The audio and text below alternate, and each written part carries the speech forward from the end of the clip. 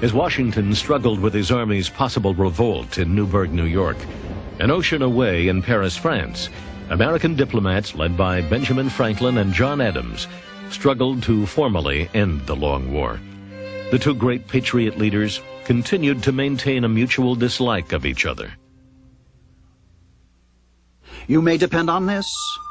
The moment an American minister gives a loose to his passion for women, that moment he is undone. He is instantly at the mercy of the spies of the court and the tool of the most profligate of the human race. John Adams on Franklin's French diplomacy. Mr. Adams is always an honest man, often a wise one, but sometimes absolutely out of his senses. Benjamin Franklin. Franklin seldom operated independently as a diplomat. He was usually yoked with a colleague, and the colleagues he was yoked with were almost exclusively brusque, moralistic, and demanding. Franklin was able to appear the soul of accommodation and reason and comparison. He loves his peace, hates to offend, and seldom gives any opinion until obliged to do so. It is his policy never to say yes or no decidedly. John Adams on Franklin. Portrait artist Benjamin West was never able to complete this painting of the signing of the Paris Peace Treaty because the British commissioners refused to pose for him.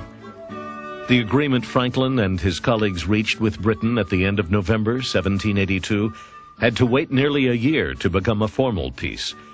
It was then that Britain finally came to terms with America's allies, France and Spain. The British came out of the war with surprisingly few losses.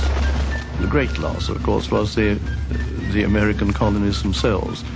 Now, whether that was a loss to the British or the Good Britons is arguable. I can't but feel that Britain was, in the long run, happier without colonies which no longer wanted her.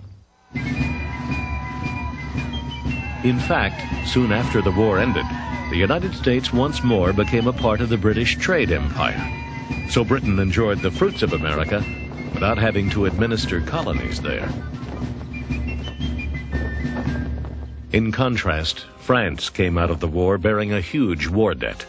The financial burden and the French citizenry's infatuation with the ideals of the American Revolution would lead directly to France's own revolution in 1789.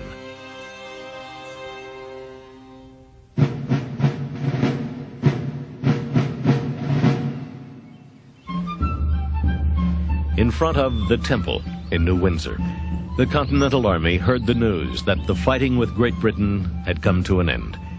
The date was April 19th, 1783, exactly 8 years to the day since the first shots of the war were fired at Lexington and Concord.